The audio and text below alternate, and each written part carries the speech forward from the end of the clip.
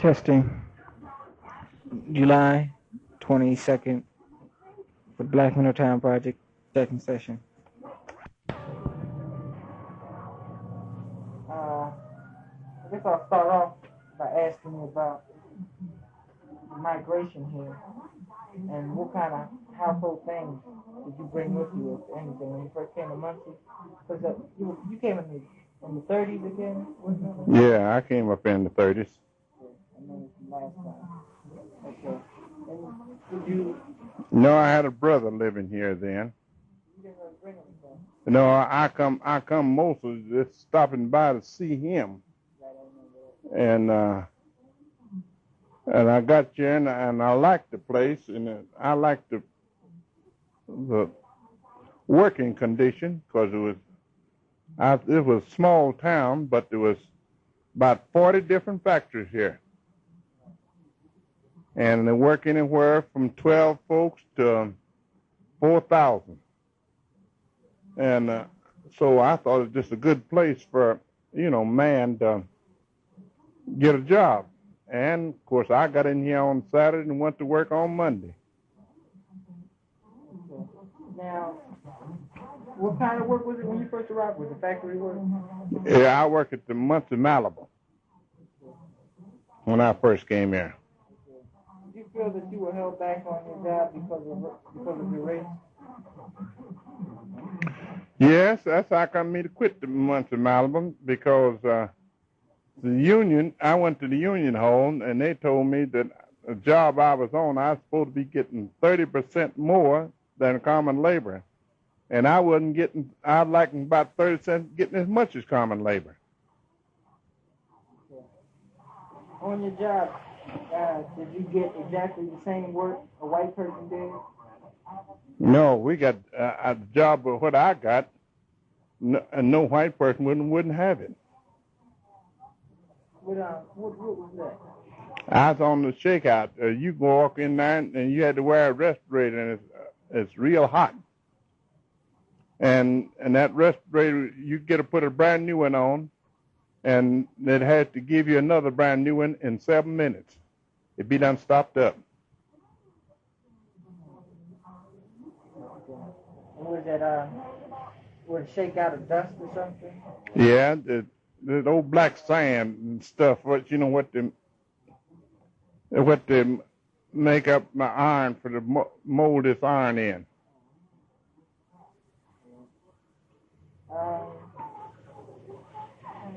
Did a lot of people suffer problems because of that type of work with their lungs and everything? Yes. This is something other this was worse than being in the mines. Now you hear a lot of folks coming out of mines called the black lungs. And that's the respiration problem.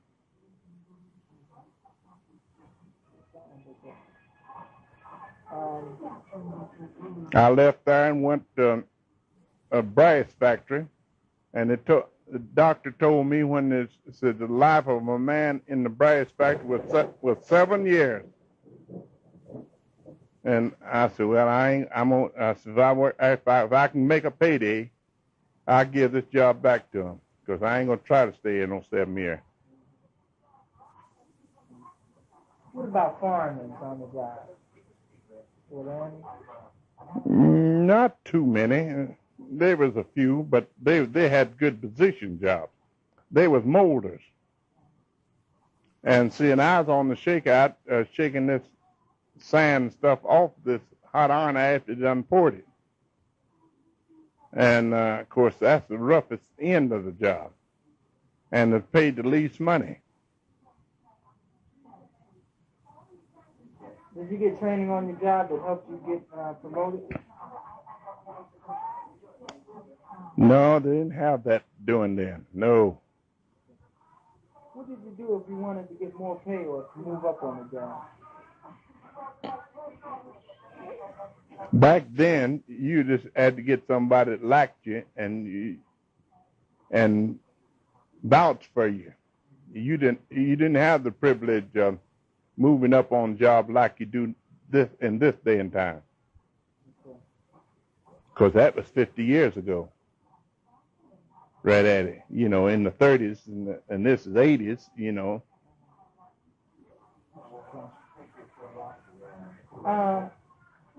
Back then in the 30s, did you ever read any books about blacks? No, I didn't have time. You're so tired when you got at home and so sleepy until you're trying to get a little rest. Do you know if, were you aware of any whites discouraging the education of black people in Muncie? Not at that time, I didn't. I later found out when I come to joining some of the clubs and getting a little bit more active in the community, then I learned about a whole lot of these things.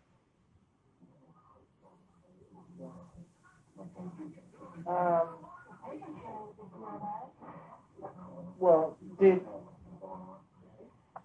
you know of, were there any black teachers when you were here in the 30s? You know? There were just about 2 I know of. And they was in grade school. Because even when my children was going to school here,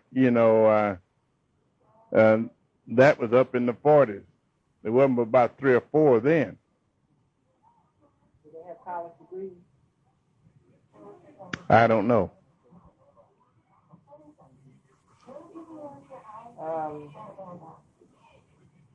Now, your schooling, because you were from Knoxville, Tennessee. Now,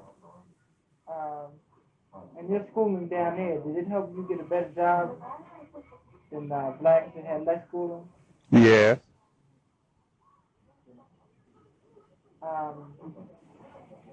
Did blacks who graduated from grade school go to study in high school in Muncie? Do you know? The ones that graduated that came out of elementary school, did a lot of them go to high school? Yeah, a good deal of them. Did any of your children attend college? Yes. What college? Ball State. My son, both my sons went to attend the college out there, and then Nathan, he attended college at, what's the name of that college over in Ohio? Huh? Wilberforce. How many years of schooling did you finish?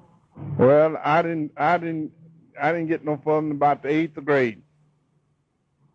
How about most others around that time?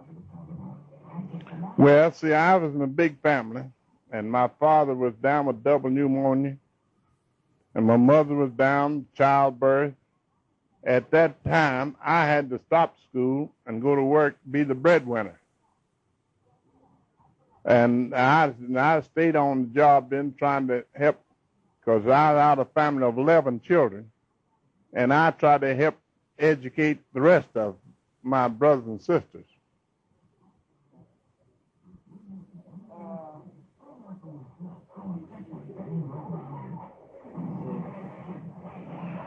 How about your parents? Did they have any schooling?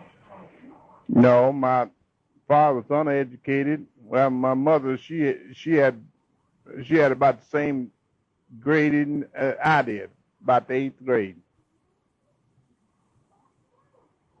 Can you name some of the black colleges that you heard about when you were growing up? Oh, the Knoxville College was one of the outstanding colleges, and still is the outstanding college. That's a black college. And, of course, Wilberforce, it's Duke's Mixture now, but it was more black then. But it's a Duke's Mixture now.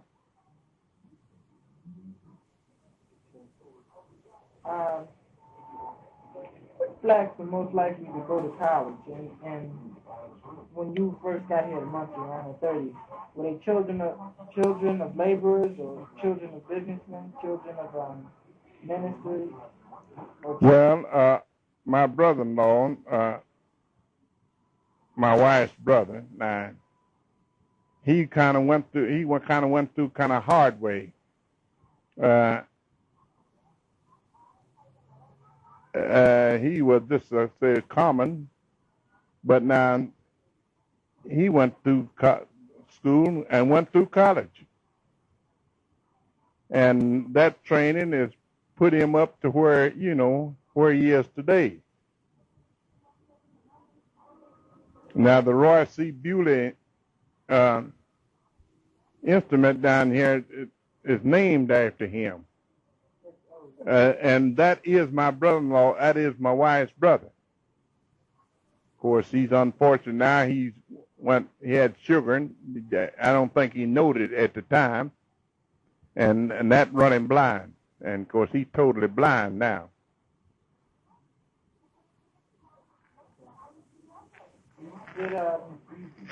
Did black college graduates come back to Muncie to work and live if they went to school? They went away to school? In those days, if they went to college? Well, those that went out for teachers, they had to go someplace else to teach, mostly.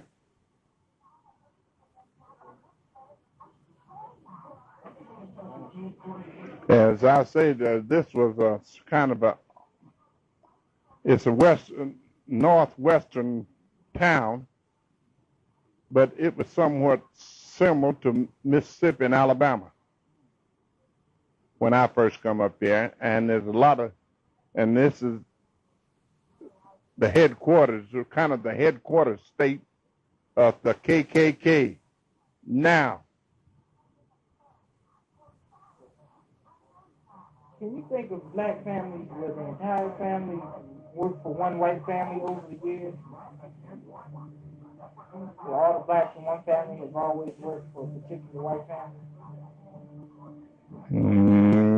No, I don't know of any just like that. Right now, I can't think of someone like that. Why did blacks lose their jobs in those days? Well, trying to increase in pay and trying to get better positions, why, then they'd soon find some kind of fault of them and get shut of them. Did you or any black workers have black bosses?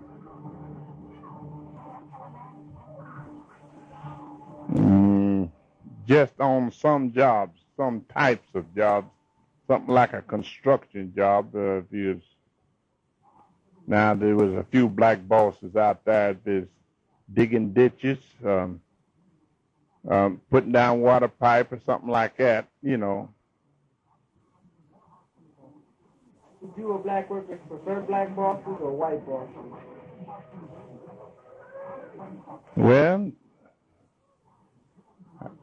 to me, I didn't mind it.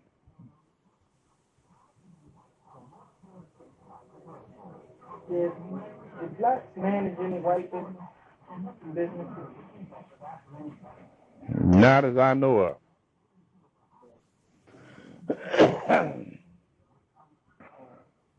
Were there any black doctors, dentists, nurses, or midwives in the 30s? We had some black doctors here. Dr. Smith, Dr. Brooks, and what's the other doctor name?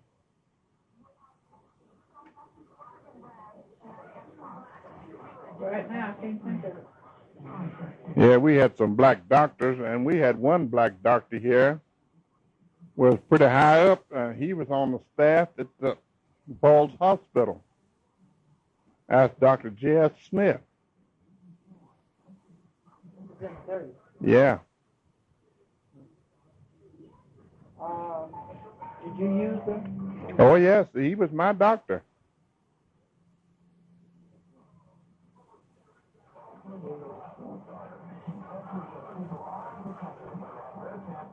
What were the major causes of death in those days? Was it sickness or accident? Well,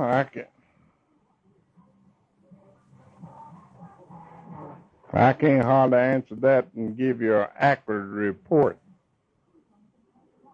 on that right now. But would you think In those days, the people might have tended to die more from diseases or sicknesses than rather than, say, a lot of accidents. Yes, because back then there wasn't too many colored that had cars and things like that, you know, for accidents. Since this segregation is kind of broke down, Negroes has come up 50% or 60% to what they was. At what age did most black people die?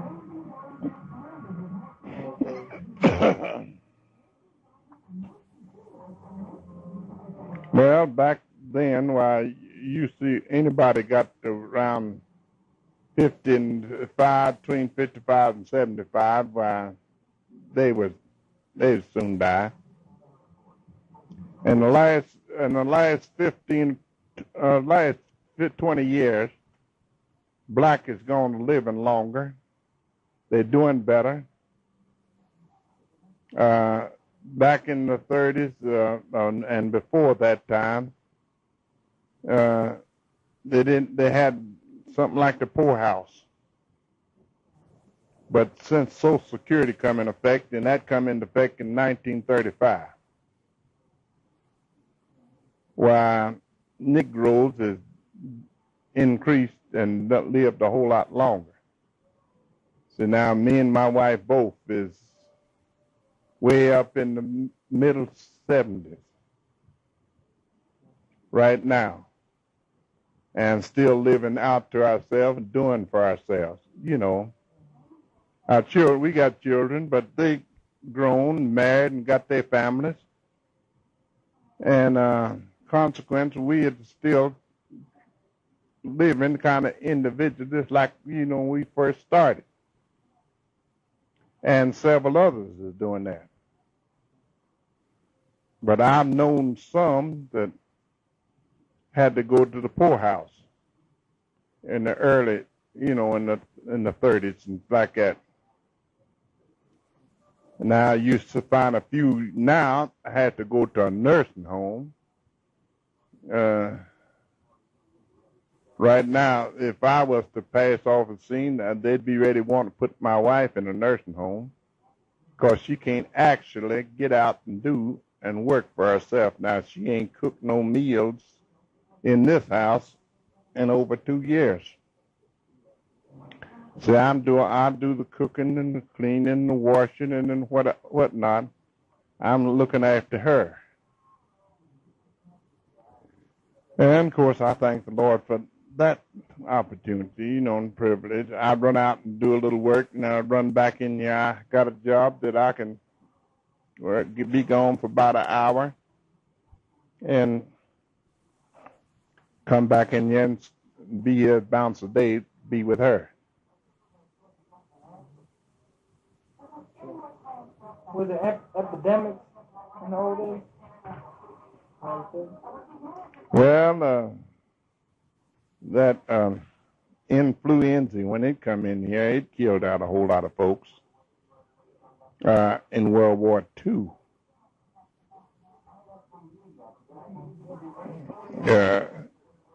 And then they had, you know, the different things like that that's come in that killed out a whole lot of folks.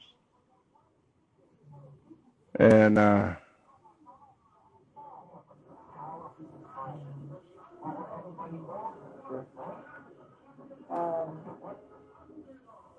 what was your basic diet like? What do you mean? I eat food just practically like I'm eating now.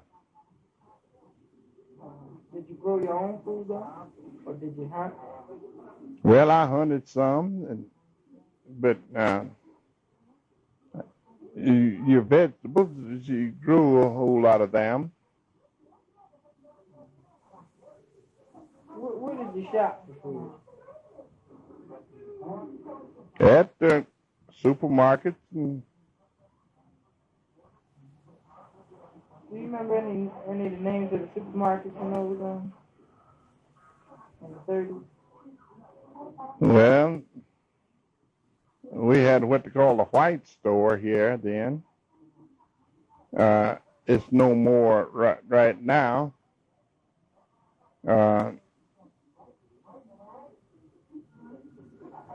Let's see, we had the A&P here then. It's no more now. And we had Standard here then. It's no more now. See, Marsh is about taking over the supermarkets and through this section of the town. Excuse me, I have to answer the phone. Okay, Mr. Lynd. In the early days, how many rooms were there in your home, and how many people lived there? Well, now, see, we've been living here, and there's 7 rooms here. And we've been living here. See, my wife, I married her. See, she was formerly married to another man, and he died, and we got married. So now she's been living here roughly nearly 48 years, between 45 and 50 years. Was everybody related in the house? Yeah, it was just her and her children and her husband. So you already had most of your household furnishings. Yeah. Did any black people use alcohol and drugs? Well, I didn't know nothing about. There's a whole lot of them use alcohol, but I didn't know nothing about drugs, and don't know nothing about them right now. Because you bring the drugs in here and set it down here on the floor in front of me, and I couldn't tell you if you didn't tell me nothing that it was drugs, I wouldn't know no difference. You know how they got the alcohol? They got that. You know how they got the alcohol? Here's my boy here right now.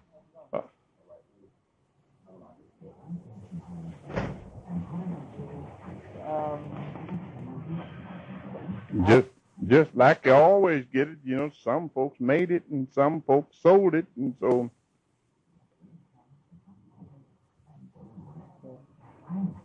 Who were blacks buried at? Beach Grove, mostly. His grandchildren? Yeah.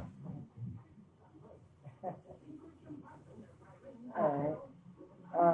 Where is that at? Over here on the west side. You know where the Payless place is out there? Going out West Jackson, right off of Jackson. Well, now, this graveyard right down to the left of that.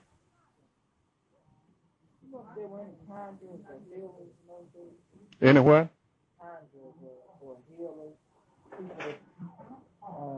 Do things like that? No, I don't. No, I don't.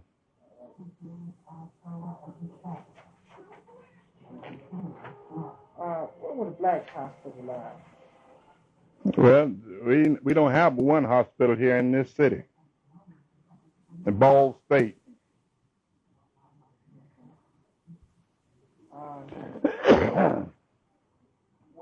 So there weren't ever any all-black hospitals? No. How about rest homes? Well, they've had 2 or 3 or 4 rest homes. How about homes for the mentally ill or anything like that, or even handicapped or anything? They have more something like that now than they did then. Now, see, long back when I first come here, they had what they call the old folks home out here on East Jackson. And they call it the poorhouse. And it's still in progress. Yeah. What was some of the best home remedies that you know of in those days? What kind of remedies? What kind of remedy are you talking about? If you had a cold or something like that, or if you use anything in particular, or backaches or anything like that, did you use anything particular in those days, or even if you got it from the store, were the brands the same? Or was there something special that was handed down? No. In the old days, how did people feel about the physically handicapped? Do you remember any people who were in a wheelchair or who were deaf or paralyzed or anything? Yes, back then, in the olden days, them kind of folks, even your own parents, if you wasn't able to support them and take care of them, they had to go to the poorhouse.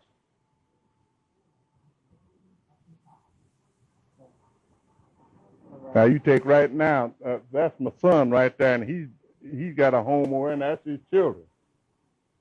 Well, now if either one of us was to come down on him, he could do better with us in the house with him than he could trying to support two houses, because he's making pretty good money now, but now he couldn't support two houses.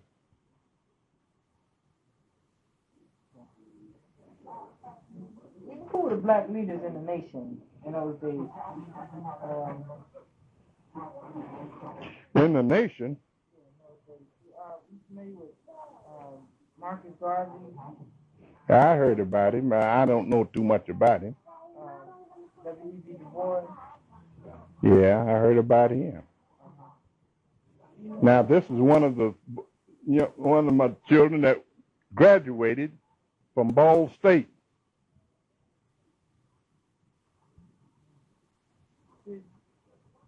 Did you hear enough to have any opinions about these? Did you hear enough about these men to have any opinions about them? No. Did you join any? What you were saying before that you were a member of the NAACP? Yeah, I joined the NAACP, but you know they got a whole lot of folks in there to try just like anything else. Now, you take right up there, all our political leaders right now, they are for stealing money, one stealing from another and stuff like that.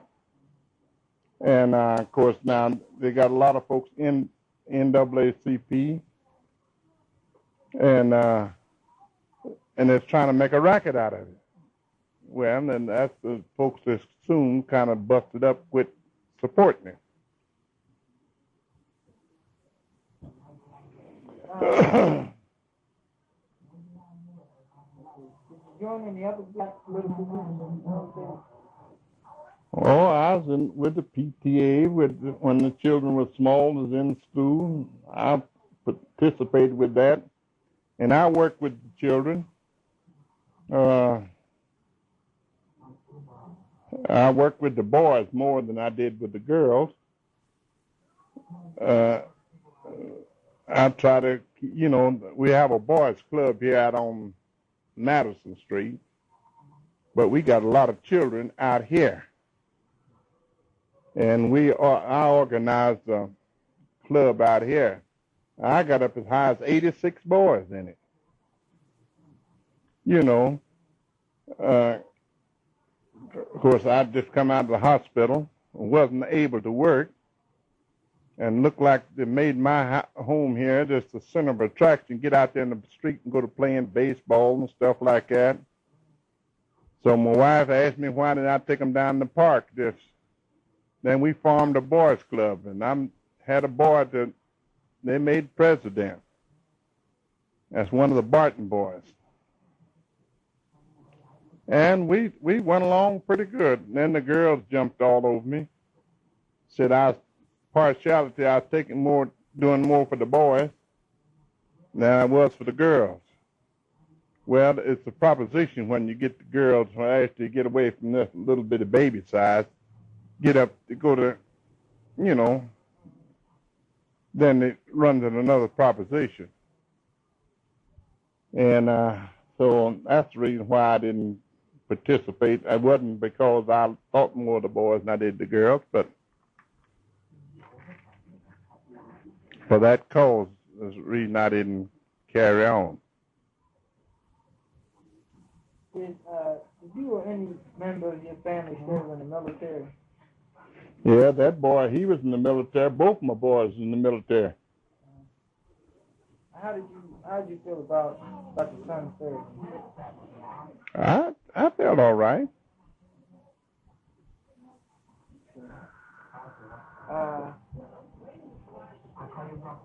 Did you want to turn that off? Did blacks, did any blacks or whites try to stop you or any other blacks from voting? No. Do you feel there were any shady dealings between white and black politicians? Yes, I still think it's some. Did you give any, No, that I'd had would just be automatically guesswork, and I'm poor hand to accuse somebody of something if I can't prove it. Who were the black political leaders, or who were the black local leaders around here in Muncie?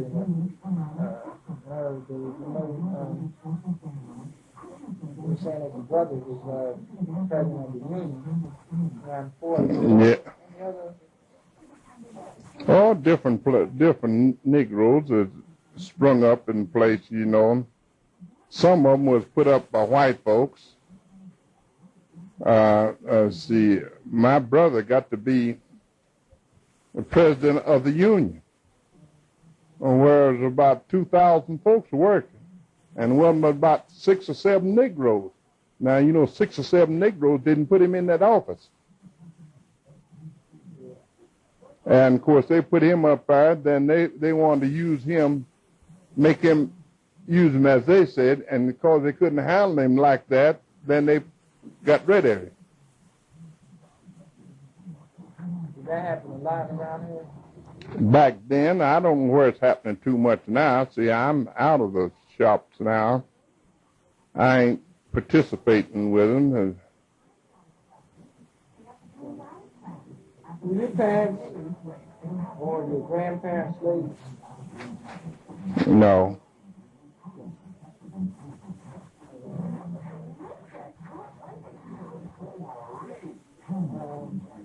Yeah, my grandparents were on my father's side was a slave, but my parents wasn't. Did they talk about slavery, your grandparents? Now, I didn't know too much about them. You know, I was a real small boy, and at that time, you know, if they said anything, I either forgot it or something, you know. I wasn't interested in it, like, you know, since I grew up, you know. How were household servants treated by their employers in those days? I don't quite understand your question. Well, for instance,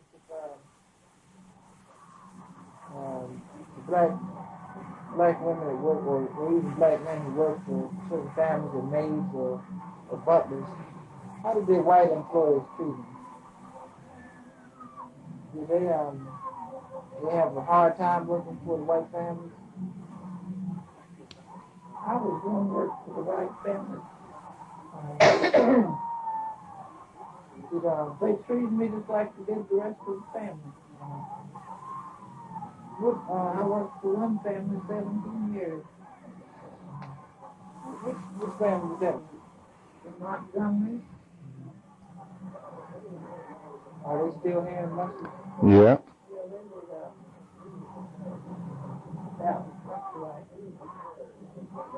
Now, they was nice enough every time. Now, he's a twin. He got a sister. Every time their birthday comes, they'd send them some money, $5 or more, and always send them something. Well, now, they was thought about as much now, even when she got married. Why, she sent her an invitation, and she gave her $20 to for wedding gift.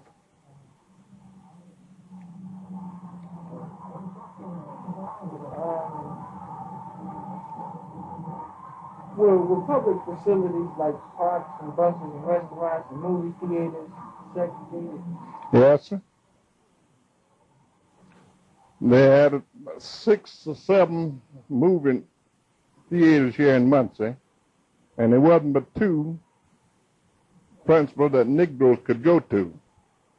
There had to be a special something on to other places to go for you to get to go. But now that's faded out. I don't think you have a movie theater in Muncie now. I don't think.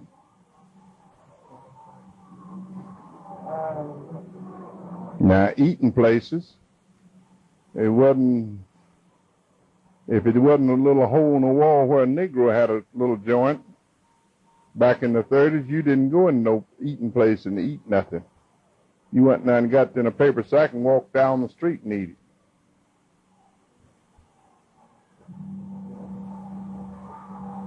How many children did you have? We got 3, 2 boys and a girl.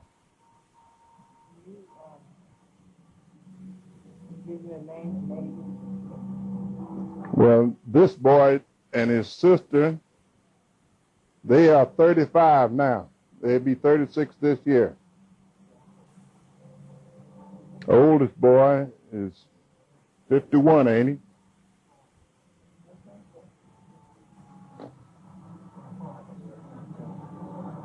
Now, how many brothers and sisters did you have? I had 3 brothers and 7 sisters.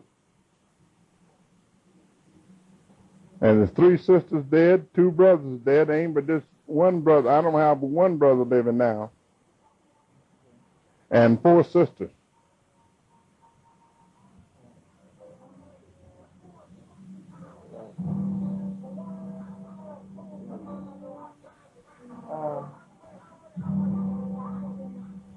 What kind of work did they do?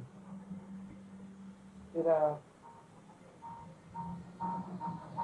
you remember which type of employment that your brothers and sisters had did? Each one of them? No, because me being the oldest, I was away from home a whole lot, and I don't know what they'd done all during at that time.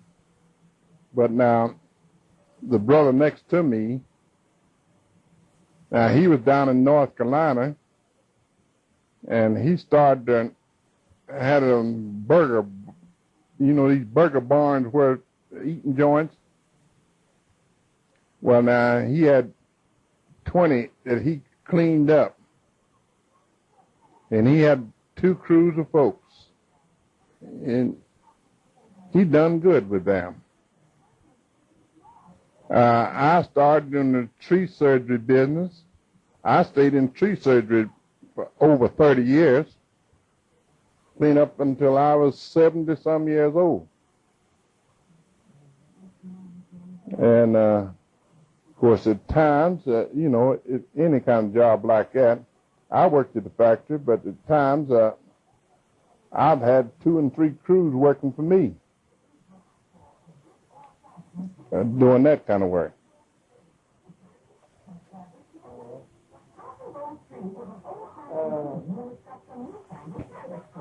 What about your parents? What type of work did they do? My father worked in a rolling mill, steel mill. What was his name? John, just regular housework, as she was a seamster. She learned how to make slip covers and upholsters for stuff like this. And she, before she died, when she died, we had one room in her house was plumb full of boats of cloth. We had to run an ad in the paper because we didn't know where all that cloth went to, and for the folks to come back and pick it up. Her name? What's her name? Elizabeth. But she died in 43 and 44. My father died in 43.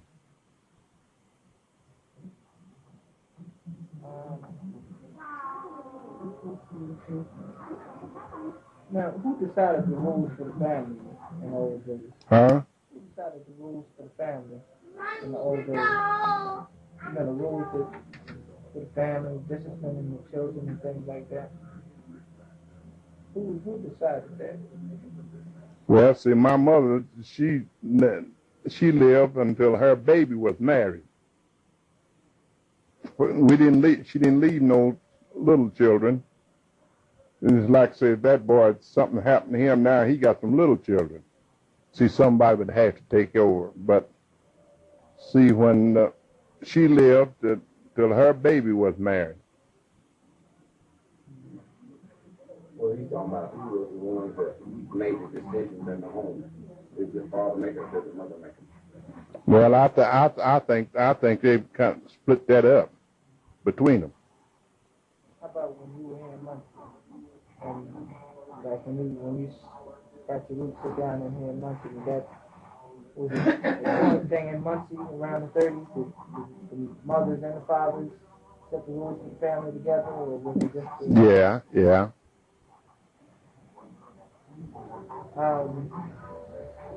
Did you know of any blacks and whites who married, any interracial marriages? Not too many back then. Several of them now. I can't name them. I just see them, to see the different places I've been. I've seen, come walking in and say that's his wife. But now, it's more like another generation for me.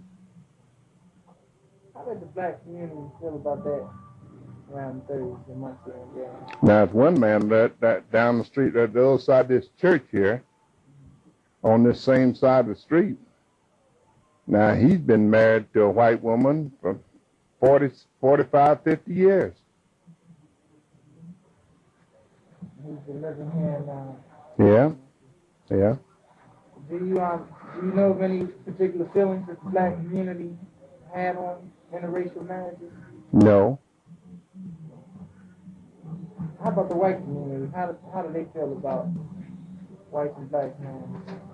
Well, I guess some of them are just like it is right now. Now, I'm looking at this morning's paper now, just like to say this incident, what happens out there. They're trying to put on this Negro, say he done it himself. He set this fire and trying to say that the white folks done it. Now, I don't believe that because it looked like if he'd have burned up everything, he wouldn't have burned up all his children's clothes and his clothes and everything. Didn't have nothing to what they had on.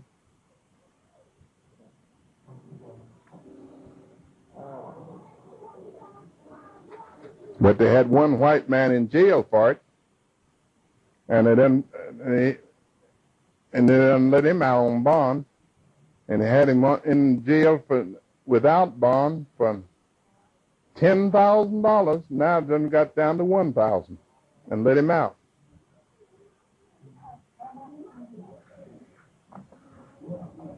Of course, if he done a caper like that, then he ought to pay the penalty. Because now ain't no use in me getting up and doing nothing and trying to say you done it is to get a whole lot of publicity on my side. I don't believe in that. Remember anything like that happening in on the 30s? Yes, I remember once in my home, Morris Mays, they say he raped a white girl and killed her. And 20 minutes after they put him in the electric chair, the real man come up and owned up to it, that he killed her.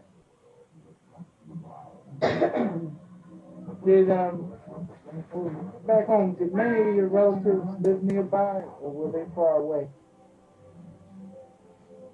Well, I guess, did they live nearby? Did any of them move near Muncie after you came here? No. I got a sister that lives here. She moved here. I had Well, both my other brothers used to live here, but he lives, the one that's living now, he lives in Washington, D.C., and one of them what died, he died in Pittsburgh, so that he wasn't here. I had one brother died here.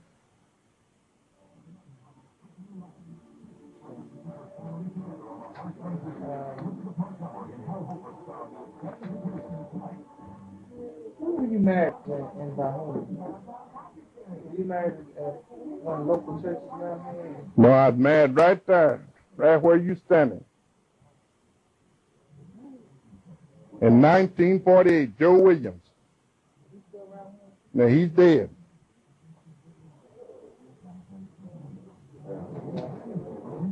How did you meet your wife? Well, I know some of her folks and her mother, but I just met her. I used to live right across the street here from her.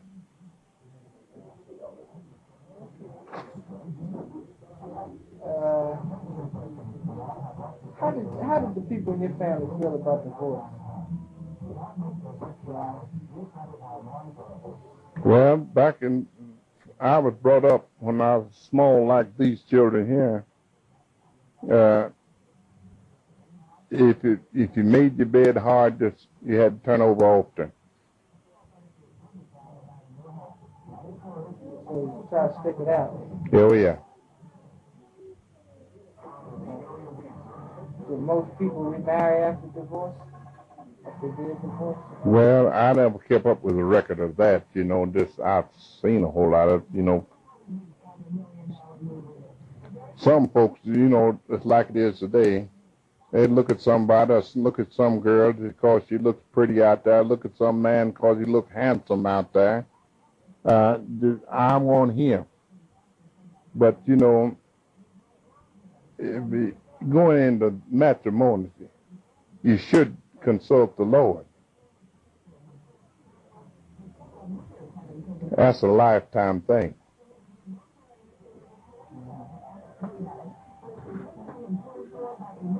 When you were growing up, was there respect for the elders?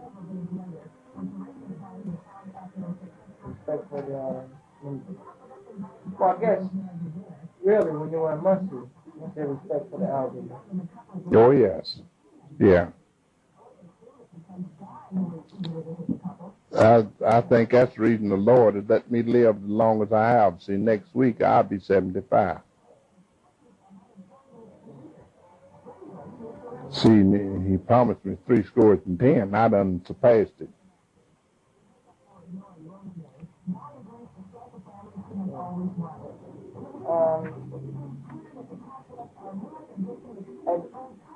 Were there, what holidays were observed in Muncie around Thursday? Were it the same holidays, basically?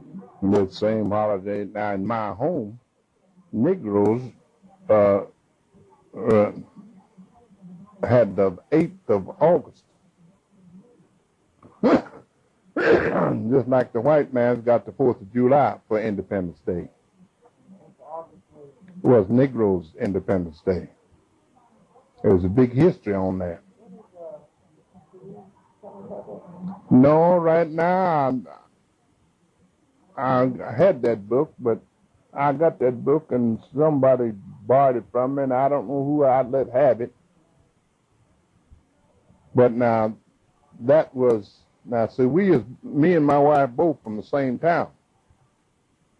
But I didn't know her in the other town. I didn't get acquainted with her till I got here to Muncie.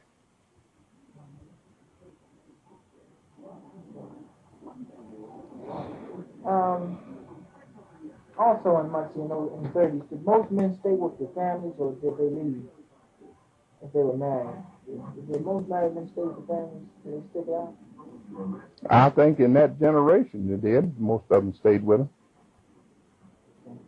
You take in this generation now, it's just like Hollywood. Now, some of them Hollywood stars out there have been married 10 times. And they make a movie out of being married. And they wasn't mad because they love one another. See? They're just mad just for the sport of it. Some of them get mad in a month's time. They're ready to get divorced and get mad again.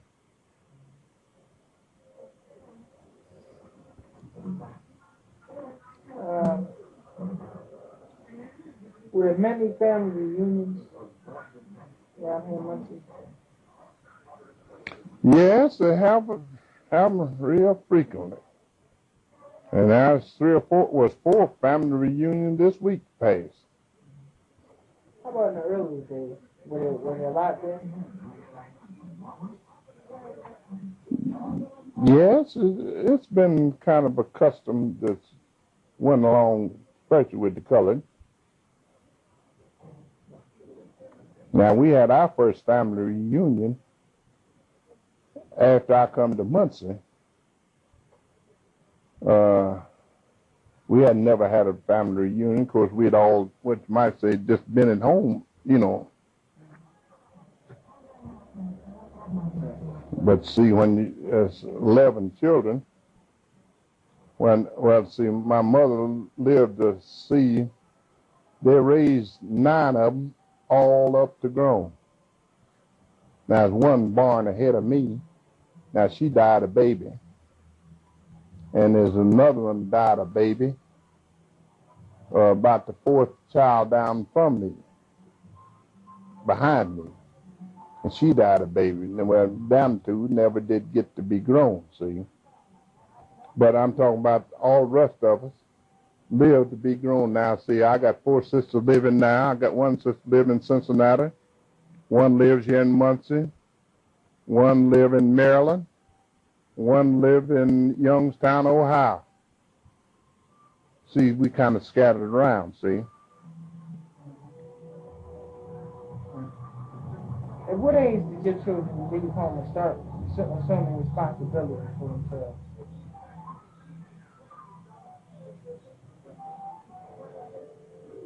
Well, can you remember they're about 20 years old.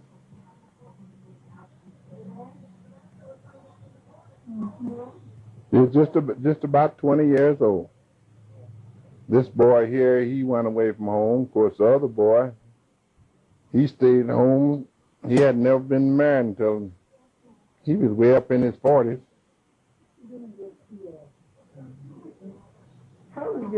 How was your children's names chosen? How did you come about choosing their names?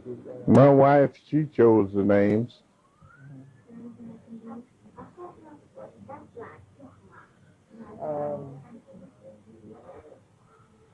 In the old days, did you and your family attend church? Yes, sir.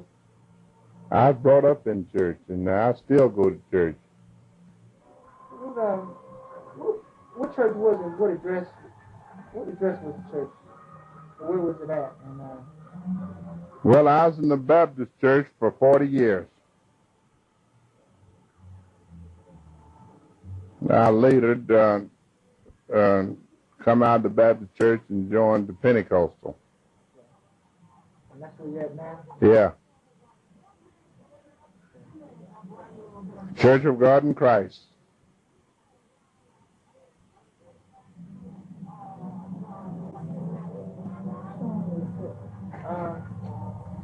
Did your family have devotionals?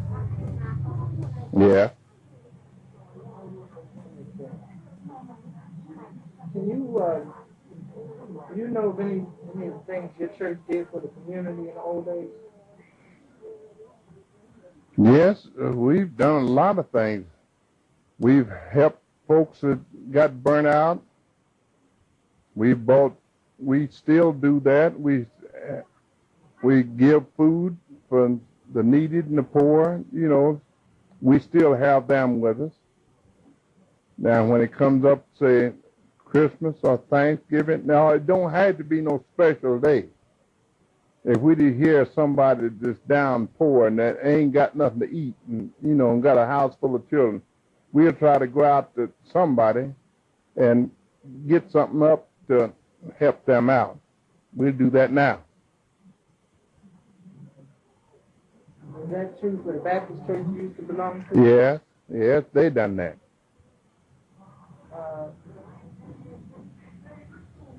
Was there violence against blacks in your community? Was there what? Violence and crime against blacks in the 30s. As you hear about now, people getting their homes broken into and getting robbed. And not near as bad as it is right now. This is the worst generation I can remember of in the 70-some years I've been in this world. What were the major fears of black people in the 30s?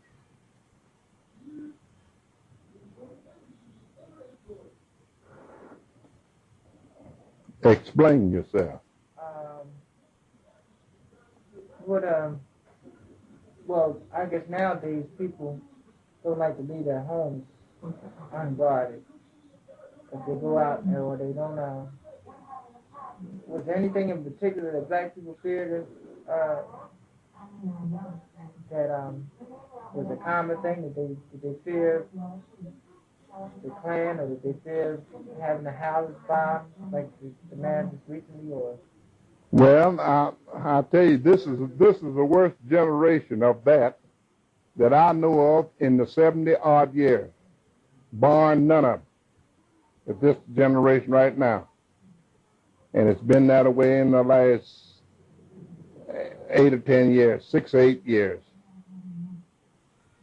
Now, we used to could go from 50 miles, just pull the door to and just walk out and come back, and everything would be just like it was when we left here. There wasn't no lock to it.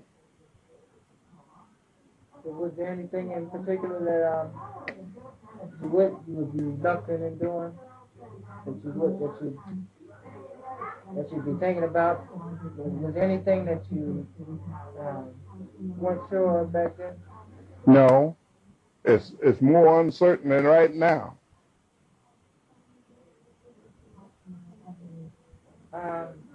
The Bible says every generation gets younger, weaker, and wiser.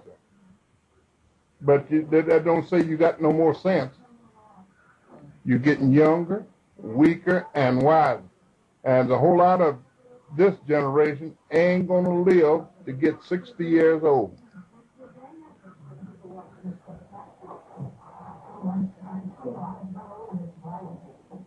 How did most black people feel about the police? Or how did you feel about the police?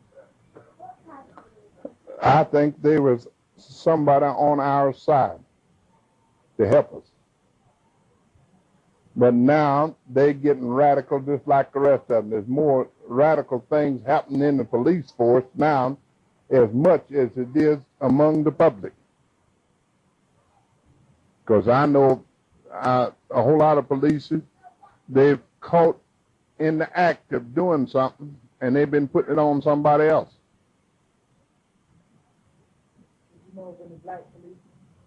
Yeah, I know. Yeah. I know one family here, the father and the son is on police force. Who were some of the black police? John Miller.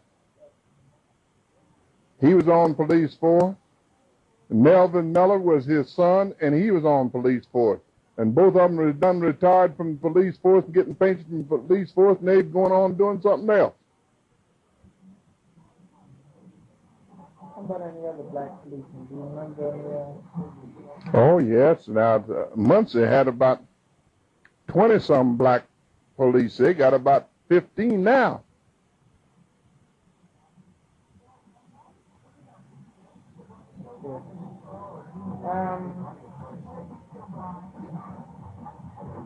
Where were the black policemen assigned in the 30s? In the 30s, they assigned mostly in the black neighborhood. Now they're assigned anywhere.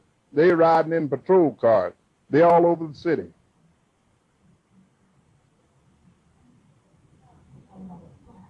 was most blacks' attitude toward the black police? How did the black community feel about it? Back in the olden days, I think they thought there was a helper, just somebody on their side. But this day and time, they kind of scorn them.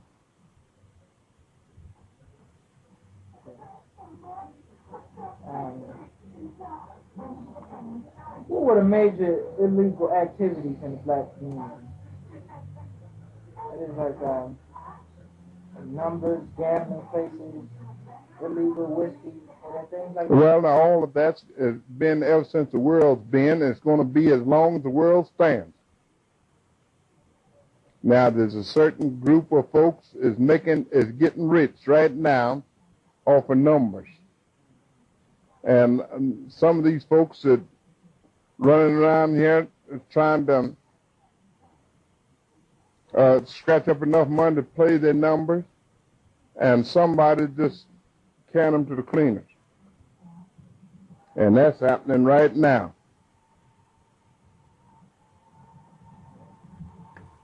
Was there any other big illegal activity in Muncie in the 30s?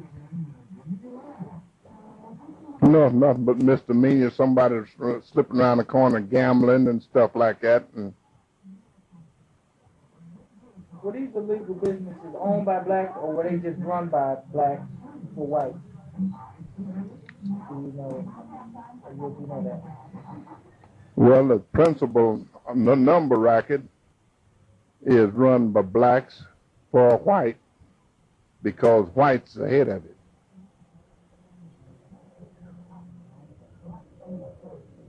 The black people have pride. You think there was more pride in the old days, you say? Yes.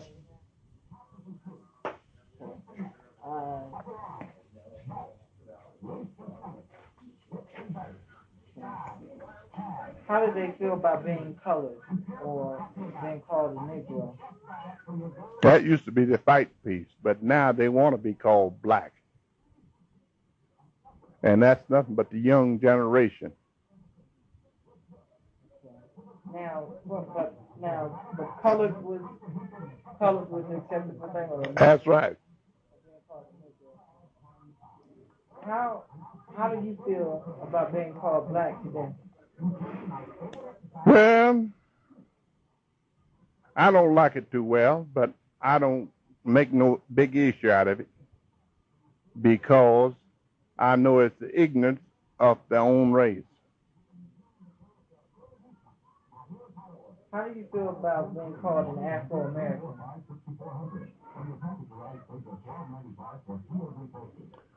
Well, that's just about the same equal. There's a slight way calling you out of your name, just like some people say, they slipped you in the dozens and stuff like that. Well, now, that they slipped you in the dozens, that's nothing but slang saying. That don't make you to be that because I called you that, see? That's just the ignorance of me showing you my intelligence. Have you ever heard of these newspapers? The Afro-American Black Star Press? Yeah. The Chicago Defender? Yes, I used to buy them. But I found out it was more trying to poison your mind to look at over yonder at something. Well, now, I ain't used to me going looking over yonder because it's something about you when I'm leaving something undone right here about me, see? How about this last one, the Journal and Guide? Have you ever heard of that? Not slightly, yeah. So you read some of the black papers? Yeah. Were there any other ones that you read? You remember those? I wouldn't, sometime I'd pick up the paper, maybe at some place where I'd see one laying down and pick up and just go to reading it. That's basically how you got them? I bought a few. When somebody would tell me about a certain incident coming up, then then I'd go out and buy that paper, to see what was to it. How did they get here in Muncie? How did they get in here to buy papers on that day? Different folks would bring them in here. We had what you call underworld folks. We've always had underworld people. Underworld people, anything that you think you want, you can get it then and you can get it now. How do these folks, when they get ready for a route, come up with all these machine guns? Somebody's supplying them, see? And 2/3 of the time it's a white man supplying them for us to get out there and get on the front and get killed.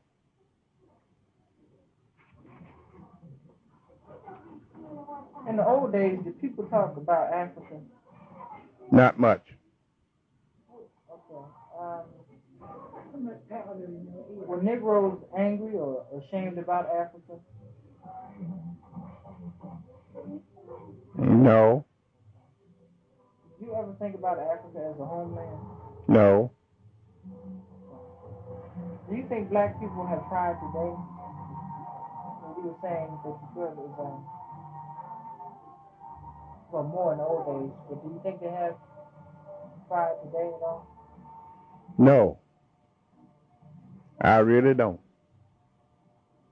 It used to be boys and girls, women and men. They went out to try to see how decent and how respectable they could act.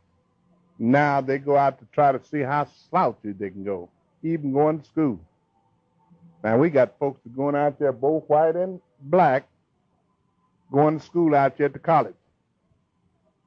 And when it's raining like it's been raining now, the pants is all wet, clean up to the knee.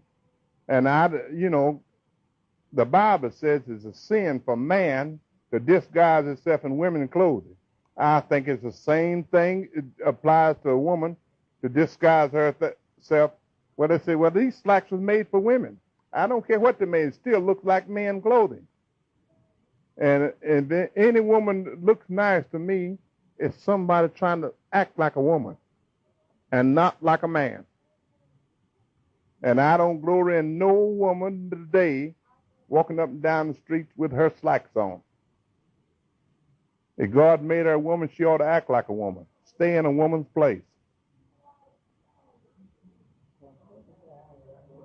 Do you think black people have pride? Well, just ask you that. I meant to say that. Well, I meant to say in the past, how did black people go about working for other black people?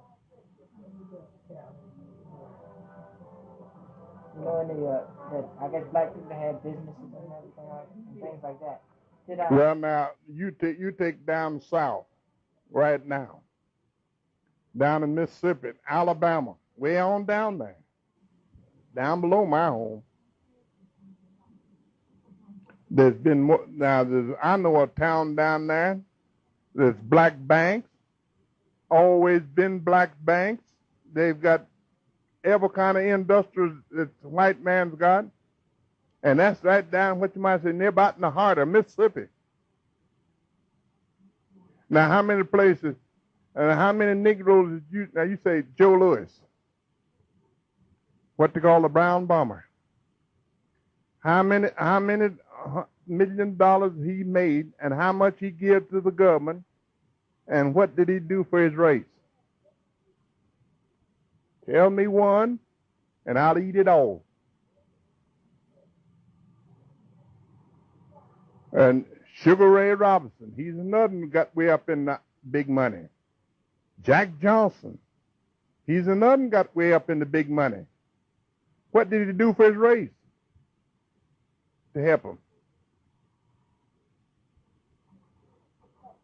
If we so desired and we could come out, say, if the world stands 3 more decades, we could be equal with the top man.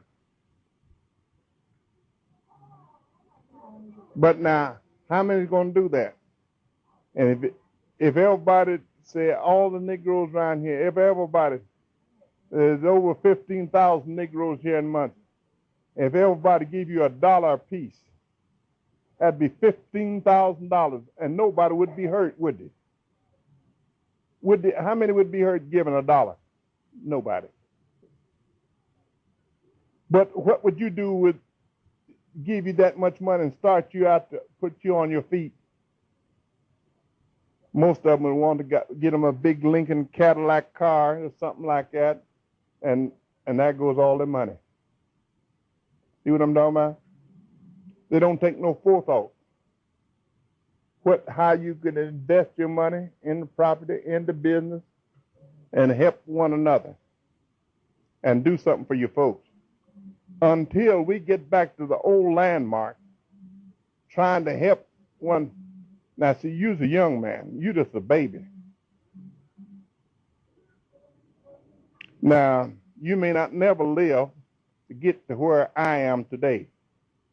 See? Because our life is not in our hands. See what I'm talking about? But now, if we would just say one or two of us start doing something, right now, if we didn't depend on the white man for a job and for security to live, how would you make it? Well, now, that ain't showing much progress that you've learned in your days. Now, time has brought about a change. Now, I've learned how to live off of $2 a week, and I've learned, and I went on and made $200 a week, and still didn't live no better. What was I doing? Foolishly throwing away my money. Now, you look around most Negroes' homes that's been able to get a car to. You can look around some of them home. Now, I know a home right over here. You can look out the window and show you, point the house out there. 7 cars over there. They don't need that many cars. That's just foolishly throwing away the money. See? And I ain't telling you that what the money you got in your pocket, you do what you want. You work for it. But I'm talking about the being wisely. If one car wears out and it's not giving satisfaction, get shut of it and get you another one. See? Up until the 30s, it's just so many Negroes, I could never about count them in the state on the hand and have some fingers left that had cars. All of them was walking. And we'd done a whole lot better. Now you can't trust nobody. See the difference, isn't it? I went to California. A man asked me, he said, you come out here to be a foreman over these men.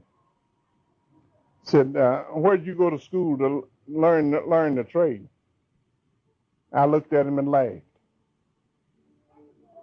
He's a white man. He said, well, I had to go to take my training, go to school to learn how to be a carpenter, learn how to be a brick mason. I said, well, you come out of a family, had plenty of money, and they could afford to send you to school like that. I come out of a poor family, and you paid me to educate me. I never had no training. Nobody never showed me how to drive a car in my life. And I've owned 10 or 12. Not at once. No. 2's about the biggest I ever had. See, when my wife was able to go, she was working.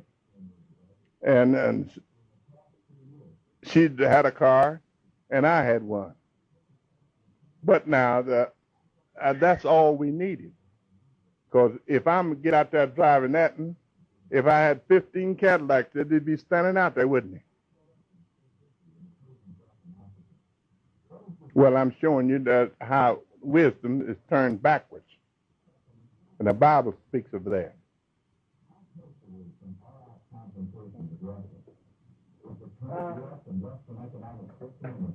In the past, do you think in the old days, do you think that young black people were ashamed of their race or their color? Some of them. You think this is so today? And some portion. Now, there's two things that sticked out strongly in my mind. Now, Negroes, they had a gift from God all their life. They had the best voices. They could sing the best and do anything else the best. You take right now a Negro that's a good ball player, he's twice as good as that white boy right over next side of him and getting about half the money. See? In the last 4 years, if you get an athletic, you can say you get an athletic and they give you $6 million for 4 years. Now, if you be wisely, put that money to some kind of use to helping somebody, how long would it take you to be up on top? And at your age right now, you could get in baseball or something like that, or football.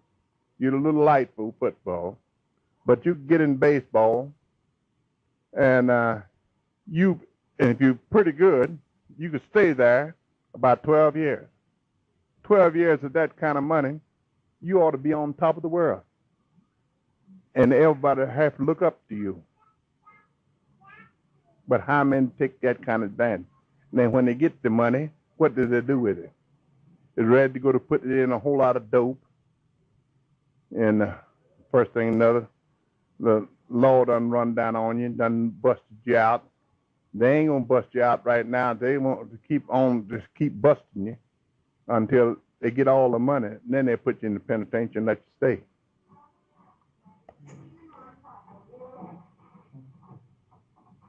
And now, also in the past, how do most people feel about fair-skinned blacks? Were they usually better off or better worse, or worse off? Were they better off or worse off? The light-skinned black people, the light-skinned Indians. Well, for sex similes, they was better off. The white man, he would lose more time with you. But that's just to get you, steal your virtue. That wasn't to help you none.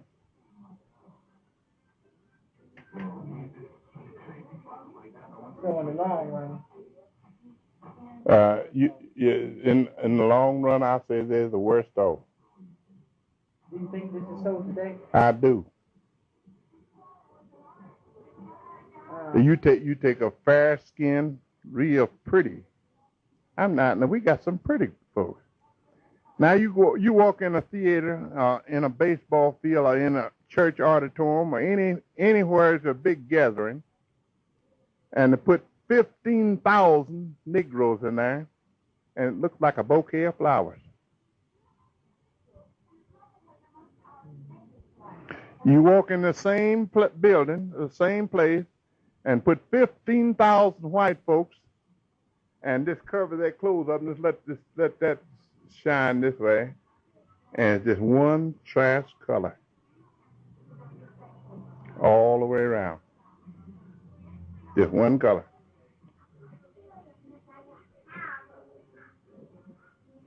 Now we got some that's white. I got some kin folks. It looks so white, they look like white folks. They say they're my kin folks. Got some so black until look like it'd make a mark on coal. And it is black.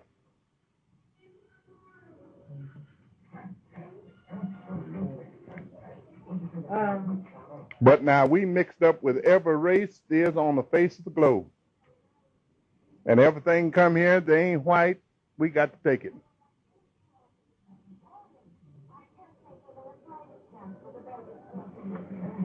Now the original African folks, they was all about one color, black.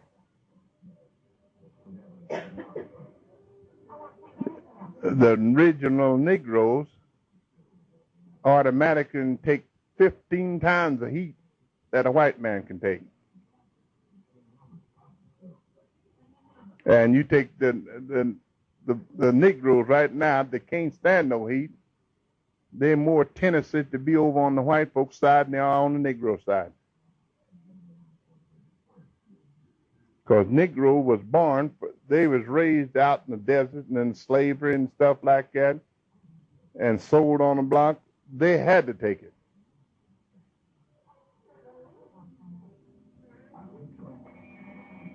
Now, on the lighter side, well, around here in Muncie in the 30s, for the children, did they have any black dolls or black soldiers for them to play with? No. Okay. Did you know about or ever see any black actors or singers or entertainers? No more than quartets. That's the most where you seen most of the entertainers black. But you don't remember any of the actors in the black? No. Now, since then, they done come up and they getting to be just like Sammy Davis Jr. and all these others, you know. But now show me one of them that's up in the money now. Sammy Davis Jr. is a millionaire. Jackie Robinson, he got up to right at the millionaire. But how much shed it off back here to bring up anybody else in the black race? That's what I've been telling you. Now, we've had a whole lot. Now, the Brown Bomber, he fought 2 or 3 fights and gave it all to the United States. And that's the folks that makes money. And what did it profit him?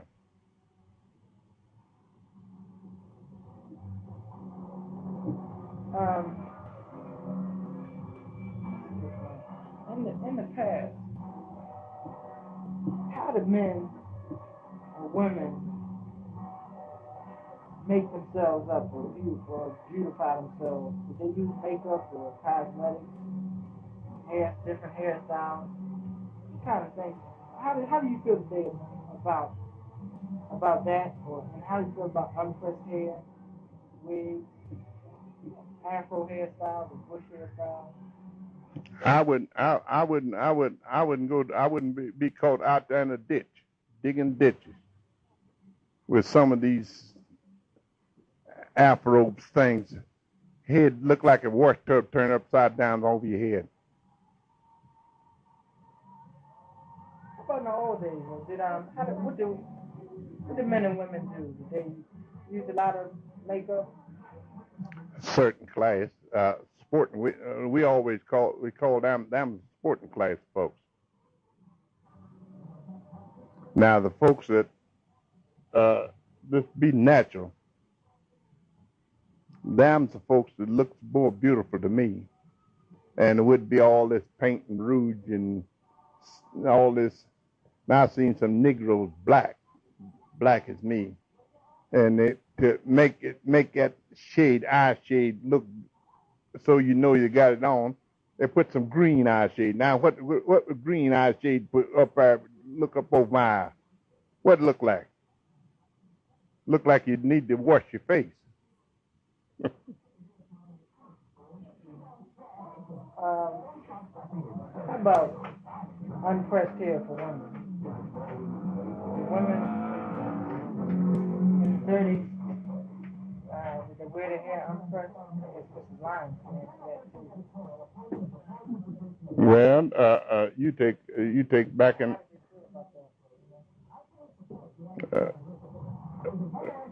See, they had straightening combs. They straightened their hair, stuff like that. Well, how do you feel about women with unpressed hair, just wearing their hair?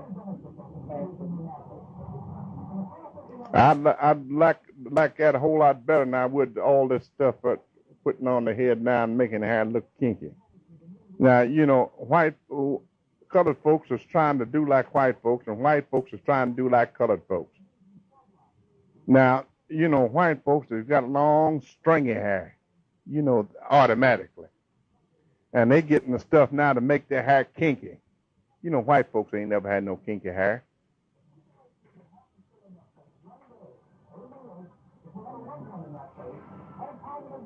How do you feel about the cornrows? Nothing. And plaiting up, man, my hair ain't never been plaited up on my head. I ain't gonna let it get that long to plait it up. How about for the women? How do you feel about it for women?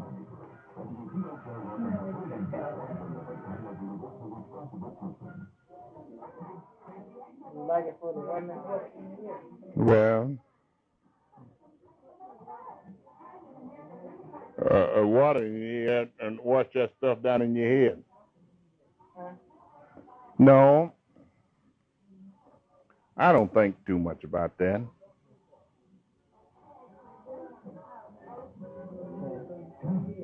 Did you ever own or know someone who owned a place that was black?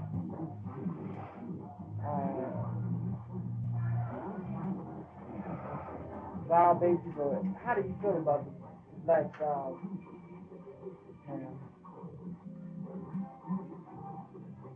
Well, I never brought that up to know.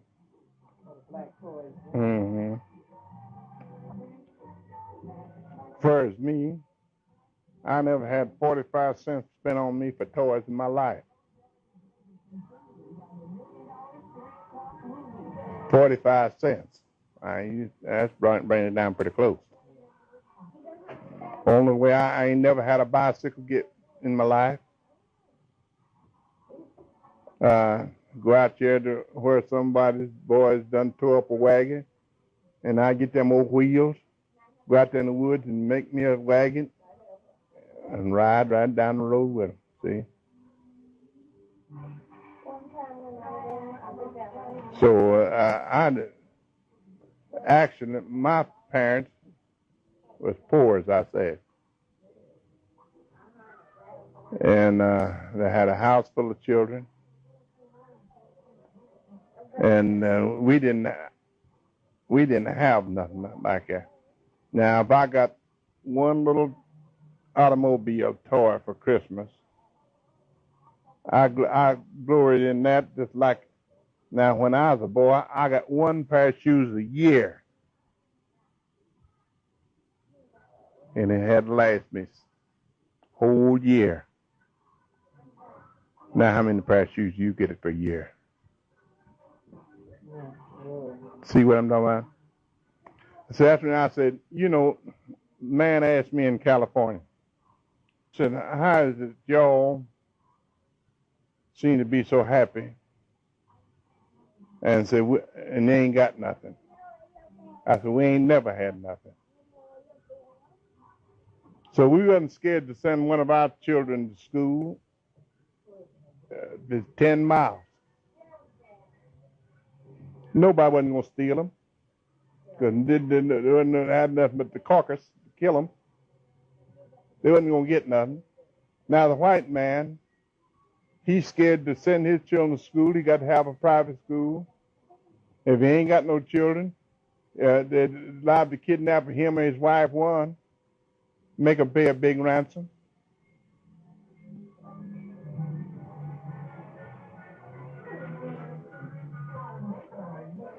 You think most black people want to live or work or go to school with whites? Well, if it equalized the education up, it beats all the same. But I learned a lesson down in Alabama. You know, when we went down, that governor was what is his name? Wallace. We know more about what Wallace was doing up here than them folks know down there in Alabama. And the people down there said, now, you know one thing? We're going to put Wallace right back in office.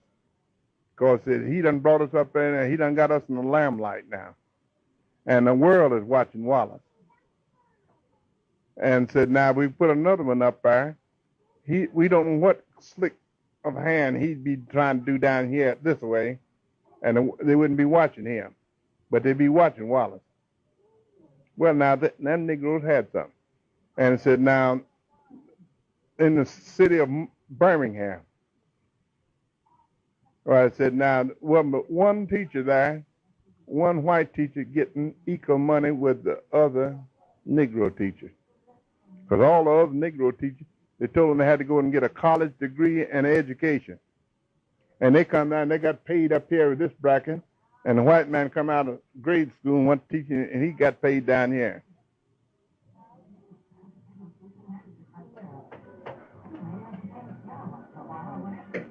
Well, now, how do you think most white people feel about black people today, then, given all of these things? Well, now we got two classes of white, just like we got two classes of color. Now, the better class of white, they glory in seeing you trying to make something out of yourself. And they'll stand behind you 100% with their finance or with anything else you need. Of course, now that poor class of folks don't know no better. They ain't going to do nothing but just a whole lot of beating up the gums. How do you think white people feel about you personally, the ones you come in contact with? Well, I think I can go over the top. I can get about as many friends among whites as I can colored here. And I wasn't born here. How do you feel about yourself and your life and what you have been able to accomplish? I feel wonderful because I think I've done something for the Lord. I stand pretty high in the community, in the churches, and in the sight of God, I stand pretty high. America, how do you feel about it in the past and how you feel about it in the present, right now?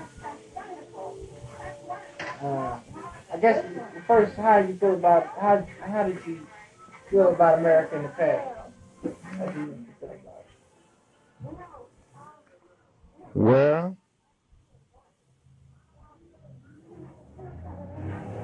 I feel that we give more to America and for America than America had give us in the past. Now, in World War I, you wasn't born. They started and they said they didn't want no Negroes in it. And they come and kill them white folks up so quick and so bad. There's one woman out of Chicago and one out of Indiana and one out of Ohio. They made themselves a committee and went to Washington and got on the president and asked him, why is it that you're killing up all the white men and letting these Negroes live? Exactly, there's going to be more Negroes here than there was white. And they're going to take over the country. Then they started sending Negroes. Now, here's what I believe in. Now, when you come down to fighting in the war, come on, brother. You, brother. That must be Mr. White Man. He come on, brother, throwing his arm around. But when you go and say, fight for the freedom of this country, for the people, race and your people, then when you come back here, you discriminate again. I don't believe in that, see? But that is just like God. God said, if you suffer with him, you can also reign with him. And if we're going to have all the glory down here, we ain't going to have none for God to give us up there. So people went along with it. That's when I say we sacrificed more for the country in the past than the white man did. And all these big millionaire folks had their sons They send them to school, and they go over there be colonels and, stuff like that. They as far behind the line as we are over here away from the line, see? Now for the future, now as for the past. Now for the present, they're seeing something now. Used to be every time that somebody stole something, if it was more than 3 eggs or 4 apples or something like that, that was a white man. But now black man, white man, all doing it, see? That's the present. Now coming up for the future. If this country get at war, remember what's going to happen. I watch my prediction. Somebody's going to take us captivity over. Or else we wouldn't reap what we sow. Now look, we've been going over there bumming and tearing up them folks' country. Call ourselves winning the war. But who left there with all of the dust to clean up? And friend the nation, what we went over there to call ourselves helping. But now then it comes time for somebody to come help us. That's for the future. Now, God's going to take over. Now, it said, the Bible said, before the end of time, the Ethiopians stretch forth, there's your car out there, stretch forth their hand and to God. And they're going to rule this world by the season. I'm just come out to you right back in a second. Okay. Okay, Mr. Lyons, you tell me where you are. You tell me about you think the condition of this country is going to be. It's going to fall. And the Bible says you reap what you sow. Now, if you went out there and robbed a man and somebody didn't come along and rob you, you didn't reap that, did you? Because you sowed it out there. Well, now, we've been fighting all these other countries, dictating, telling folks what to do. That was wrong. Now somebody's going to come and take over this. It's coming around. Ain't nothing new under the sun. Everything has been, will be, and everything will be, has been. Well, you say, well, we live in an atomic age. Well, now, what do we know that what happened before the flood? You don't know, do you? Before the flood. Well, now, see, there was atomic age way back there. And, of course, people that got up to it now say we live in an atomic age. Now, just look at God destroyed 2 cities. Can you tell me what 2 it was? Way back yonder? I think, well, you probably know better than me. I was going to guess that. Well, let's make a guess. You know there was 2 cities destroyed, sunk, and water covered them. And that city that,